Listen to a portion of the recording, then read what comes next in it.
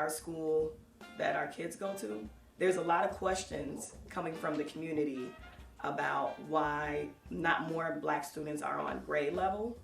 But I think we are looking to explain it away using critical race theory. So instead of us actually digging deep and looking into all the nuances that are involved with school achievement, we've watered it down, we've dumbed down the reason now to it's because the system is racist.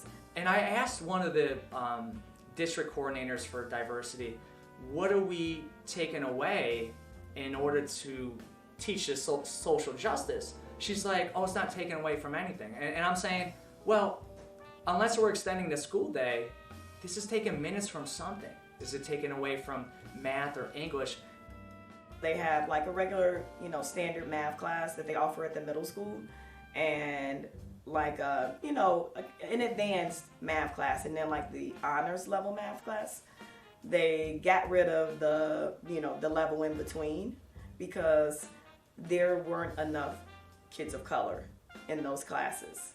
And so they just said, instead of us trying to support students so that we can have more students of color in that class. So yes, we eliminated the disparity by eliminating the class.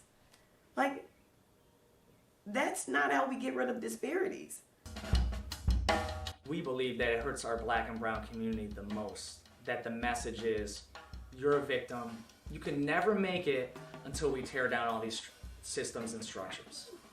And we know the history that black people overcame slavery and Reconstruction and Jim Crow. And even during those times, there were black people who were successful.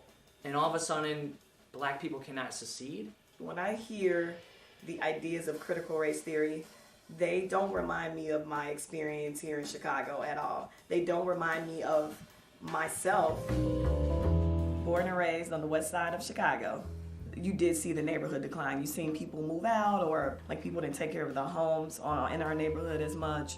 And so you could definitely see more people around outside, more people on drugs. My parents were the hardest working people I had known. And so that's all I knew. I've never had anyone tell me that I can't do something because I'm black. Went to college, went to Malcolm X. I met a really phenomenal math teacher, Dr. Williams. He was into math as well as like building character and like helping to develop good people. And thank goodness, but he changed the course of my life. I transferred to DePaul.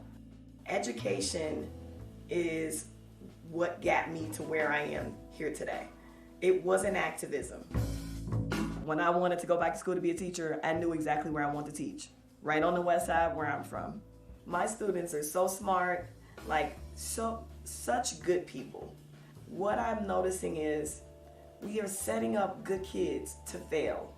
We have lots of kids who are resilient, who are pushing through all kinds of bad circumstances, including homelessness, violence, problems out in their neighborhood. They're pushing through those things, but then they come to school and feel like, oh, we feel so sorry for you. You have it so hard. The message being sent is, if we expect bare minimum, that's what you're gonna get. And the kids know that. And the other thing that a lot of people don't know, especially in public schools, is that administrators, they pressure teachers to pass kids. Both the Chicago public schools I worked at, Al Raby in Garfield Park, Disney 2, where I'm at now on the north side, administrators bring in teachers into their office. The more kids they have graduating, the more money the school gets. This is, in some cases, life or death. There are literally lives on the line with education. Education is the key to living a life that is not filled with crime and pressure to pass kids and give them better grades. It feels like I'm letting them down. It feels like I'm failing them. It feels like I'm now a part of the problem. When I have kids who are counting 7 plus 2 on their fingers in 6th grade. When I moved here, I thought that people would just judge me because of me. And it is really ironic that this community, a community that's opened us with open arms, is now saying that my skin color prevents me from living my full capacity. When in no way, shape, or form is that true about us.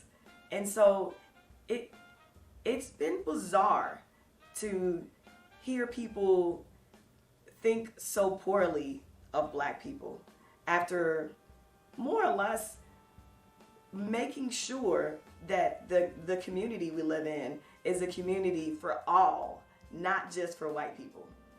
But with this critical race theory stuff now, it's gonna take it to new heights where we're gonna see bigotry of low expectations, where I don't want any teacher thinking that of our kids, that because of the way they look, they can't meet a deadline. By using critical race theory to explain all this stuff, we are putting a giant emphasis on whiteness. If you have high expectations, kids and people will rise to that. The occasion. They will rise to that, no matter where they come from, no matter what color skin, no matter what level of class they come from. If you believe in kids and make them believe in themselves, they can do anything. And so now what do we have to do as parents and teachers to fight back against critical race theory? We have to rise to the occasion too. And that's what we're doing. Rising to the occasion.